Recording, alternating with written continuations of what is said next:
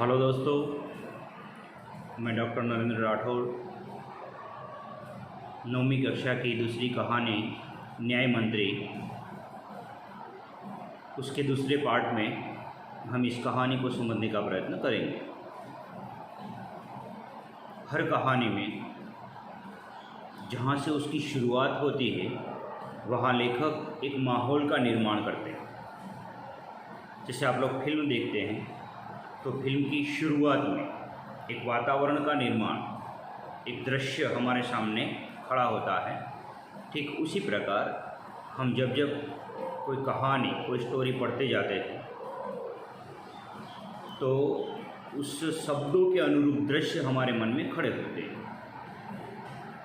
उसी के अनुसार जो पात्र हमारे सामने लेखक लाए हैं, उन पात्रों के दृश्य भी हमारे मन में फिट होते जाते हैं और ऐसा दृश्यात्मक भाव जो हमारे मन में पैदा होता है, जिससे हम कहानी को लंबे समय तक याद रख सकते हैं।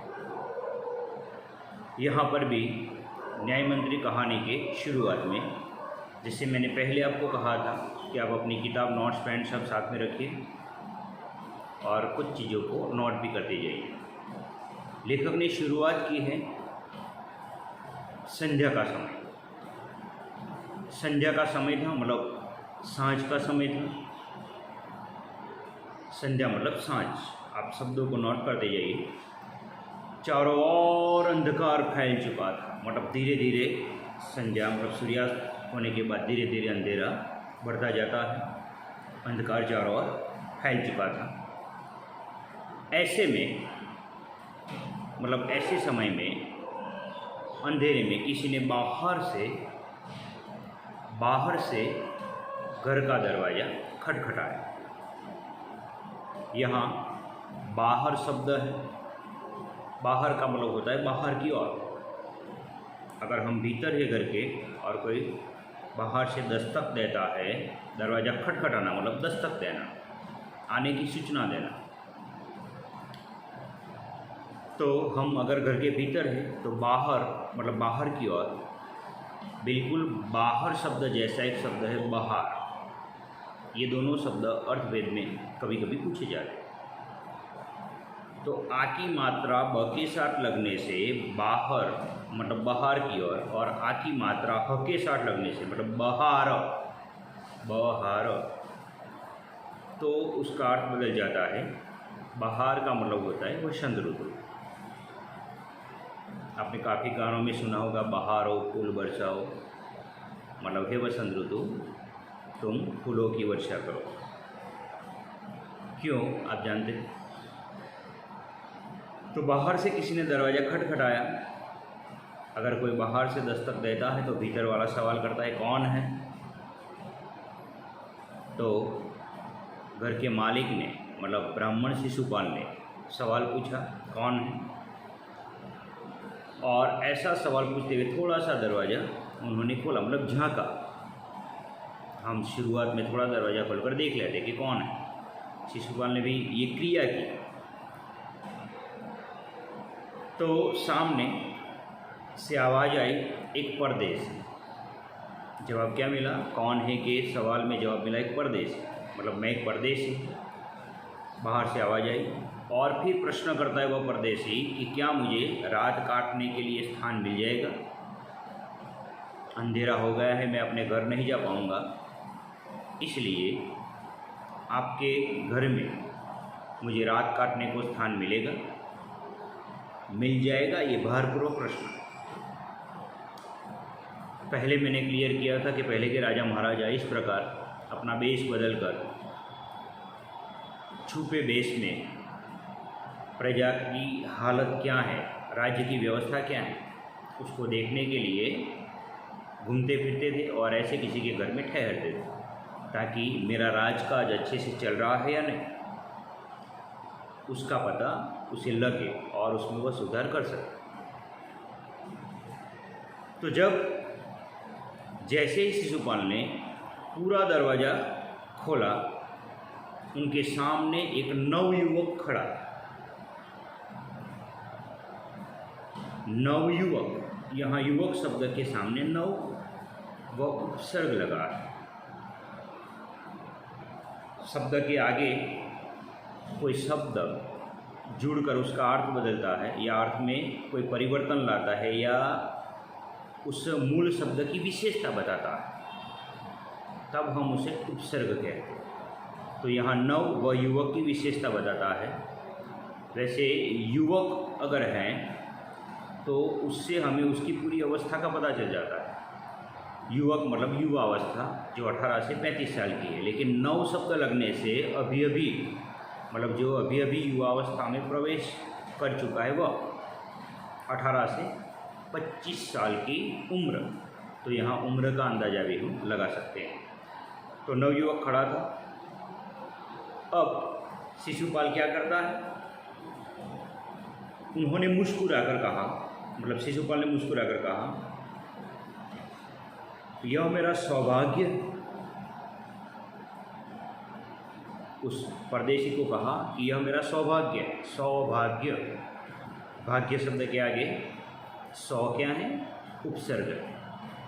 तो सौ उपसर्ग जुड़ने से भाग्य मतलब नसीब, किस्मत, और सौभाग्य मतलब सदनसीब। अर्थ है उसका सद द आधा करना है आपको, नसीब मतलब अच्छा भाग्य। तो भाग्य है मतलब कैसा, 100 लगने से क्या उसकी विशेषता बन गई, अच्छा मतलब सदनसीब। तो यह मेरा सौभाग्य है कि अतिथि के चरणों से यह घर पवित्र हो जाएगा। अतिथि, अतिथि का अर्थ होता है मतलब होता है उसका मेहमान। और अक्सर ये शब्द अतिथि शब्द शब्द समूह के लिए एक शब्द में पूछा जाता है। तो इसका अर्थ पता है जिनके, इसका शब्द समूह बनेगा जिनके आने की कोई निश्चित तिथि न हो वह अतिथि। मतलब बिना तिथि, बिना कोई समय, बिना कोई दिन कहे हमारे यहाँ अचानक जिनका आगमन होता है। पहले के ज़माने में कौवा बोलता था और हम अंदाज़ा लगाते थे कि कोई मेहमान आने वाला। लेकिन आज हम टेक्नोलॉजी के युग में हैं, हर जेब में मोबाइल है। तो अब अतिथि ऐसे नहीं आते जैसे पहले आते थे। अब हमको जानकारी देकर आते कि मैं आने वाला हूँ, खाना वाना तैयार रखिए, है ना। लेकिन अतिथि शब्द समूह जिनके आने की कोई निश्चित तिथि न हो वह। तो शिशुपाल कहता है अतिथि के चरणों से यह घर पवित्र हो जाएगा। आइए पधारिए, वेलकम करता है उसका स्वागत करता है। अतिथि को लेकर शिशुपाल घर में गए और उनका आदर सत्कार किया। फिर बाहर से उनको अंदर ले जाते हैं और आदर सत्कार आप जानते हैं, पानी पिलाना, फिर चाय वगैरह, फिर खाना बाना। तो ये सब आदर सत्कार में आ जाता है। आदर सत्कार करना मतलब उनकी पूरी सुविधा, पानी से लेकर के मतलब चाय पानी से लेकर खाना पीना और उनके आराम की व्यवस्था तक करना। तो ये सब आदर सत्कार में आ जाता है। अब बाहर से अगर कोई व्यक्ति आया है तो खाने पीने के बाद कुछ समय के लिए वे बातचीत करने के लिए बैठ जाते हैं। तो यहाँ आदर सत्कार के बाद फिर दोनों, लेखक कहते हैं कि फिर दोनों उस समय की देश की अवस्था पर बातें करने लगे। उस समय की, मैंने पहले पार्ट में क्लियर किया था कि उस समय की मतलब किसकी, किस समय की, राजा महाराजाओं के समय की। आप लोग जानते हैं कि इस समय हमारे देश में जो स्थिति है, तो जो लोग आपस में मिलते हैं या शाम के वक्त बैठते हैं तो उसी घटना से, उसी समस्या से जुड़े हुए सवाल जवाब करेंगे, उस पर चर्चा करेंगे या फिर अपने अपने व्यवसाय की चर्चा करेंगे। ठीक इसी प्रकार ये दोनों अतिथि मतलब परदेशी और शिशुपाल, यजमान और मेहमान। परदेशी कौन है, वह है मेहमान, और शिशुपाल यहाँ उनका यजमान। तो दोनों देश की अवस्था पर बातें करने लगे। मतलब देश की अवस्था मतलब व्यवस्था, उस समय के देश की व्यवस्था क्या है, उस पर दोनों बातें करने लगे। अब शिशुपाल ने शुरुआत की, कहा कि आजकल बड़ा अन्याय हो रहा है। यहाँ पर भी अन्याय, न्याय शब्द के आगे क्या है, उपसर्ग। तो न्याय क्रॉस अन्याय, दोनों विरुद्धार्थी शब्द है। एक शब्द में दोनों शब्द आ जाते हैं। और अन्याय मतलब किसी के साथ न्याय नहीं हो रहा, लोगों के साथ बड़ा अन्याय हो रहा है। कहने का मतलब ये है कि देश की अवस्था ठीक चल रही नहीं है। परंतु परदेशी, पहले हमने क्लियर किया था कि परदेशी खुद सम्राट है, राजा है, तो वो शिशुपाल की बात से सहमत न था। सहमत होना मतलब उनकी बात में हाँ में हाँ मिलाना, लेकिन यहाँ खुद राजा है तो अन्याय हो रहा है वह स्वीकार नहीं करेगा, क्योंकि उसके राज्य में, उसके राज्य की कोई बुराई करे वो उसे ठीक नहीं लगेगा। इसलिए वह बोला कि दोष निकालना तो सुगम है। दोष मतलब कोई ना कोई खोट, कोई ना कोई क्षति, खामी, उसको निकालना सुगम है। सुगम मतलब सरल। तो हम बैठे बैठे बातें करेंगे। यहाँ पर भी हम बहुत सारे लोगों को देखते बैठे बैठे दिल्ली और गुजरात, गांधीनगर की बातें करते रहते हैं, दोष निकालते रहते हैं लोगों के काम में। तो ये सरल है, लेकिन कुछ करके दिखाना बड़ा कठिन है। ये सम्राट कहता है कि बैठे बैठे बातें करना तो बिल्कुल आसान है, लेकिन काम करना बड़ा मुश्किल है, कठिन है। इस पर शिशुपाल बोले कि अगर मुझे अवसर मिले तो दिखा दूँ कि न्याय किसे कहते हैं। अगर मुझे अवसर मिलता है तो मैं बता दूंगा कि न्याय क्या है। अब दोनों में सवाल जवाब होते हैं। सम्राट कहता है तो आप अवसर चाहते हैं, अवसर मतलब तक, मौका, तो क्या आप अवसर चाहते हैं? तो शिशुपाल कहता है हाँ, अवसर चाहता हूँ। सम्राट ने कहा फिर कोई अन्याय नहीं होगा? शिशुपाल कहता है बिल्कुल नहीं। कोई अपराधी दंड से न बचेगा? परदेशी ये सवाल करता है, कोई अपराधी दंड से न बचेगा? दंड मतलब सजा, गुनहगार को जो दंड दिया जाता है, तो दंड से न बचेगा? शिशुपाल कहता है नहीं।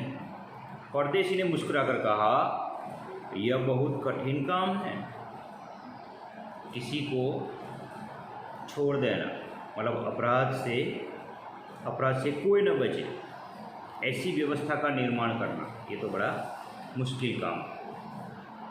तो शिशुपाल कहते हैं ब्राह्मण के लिए कुछ भी कठिन नहीं, मैं न्याय का डंका बजाकर दिखा दूंगा। जो ब्राह्मण होता है, आप लोग चाणक्य को देखते हैं या चाणक्य को पढ़ा होगा, उनके बारे में सुना होगा कि वह जो मन में ठान लेता है वो करके दिखाता। इसलिए ब्राह्मण के लिए कुछ कठिन नहीं, मैं न्याय का डंका बजाकर दिखा दूंगा। न्याय का डंका बजाना, डंका बजाना मतलब प्रसिद्ध होना, ये मुहावरा आप लोग लिख लीजिएगा। डंका बजाना मतलब सुप्रसिद्ध होना, प्रसिद्ध होना। और अक्सर एग्ज़ाम में, परीक्षा में मुहावरा जब पूछा जाता है तो उसका और वाक्य प्रयोग दोनों पूछे जाते हैं। तो इस पर आपको वाक्य भी बनाना है, उसका अर्थ भी लिखना है और वाक्य प्रयोग। तो वाक्य प्रयोग इसका होगा कि नए पुलिस अफसर ने शहर में आते ही अपने काम का डंका बजा दिया। तो इस प्रकार के वाक्य प्रयोग आप कर सकते हैं। परदेशी धीरे से मुस्कुराए। जब शिशुपाल ने ये कहा कि मैं न्याय का डंका बजाकर दिखा दूंगा, तो सम्राट जो परदेशी के रूप में वो हंसता है और कुछ बोले नहीं। मन में सोचते होंगे ये बड़ी बड़ी डींग हाँक रहा है, बड़ी बड़ी बातें कर रहा है, लेकिन जब काम करने का मौका सामने आता है, जब वास्तविकता सामने आती है, तब बड़ा मुश्किल होता है। इसलिए मुस्कुराकर वह रह गए, कुछ बोले नहीं। फिर कुछ देर बाद वे सो गए और इस प्रकार बातें करते करते आराम करने लगे। सुबह उठकर परदेशी ने शिशुपाल को धन्यवाद देकर उनसे विदा ली और परदेशी मतलब जो सम्राट उसने शिशुपाल का धन्यवाद किया, ताकि क्योंकि उसने अपने घर में उनको जगह दी और रात भर आराम करवाया। कहानी के अगले भाग में हम उसको आगे बढ़ाएंगे। धन्यवाद।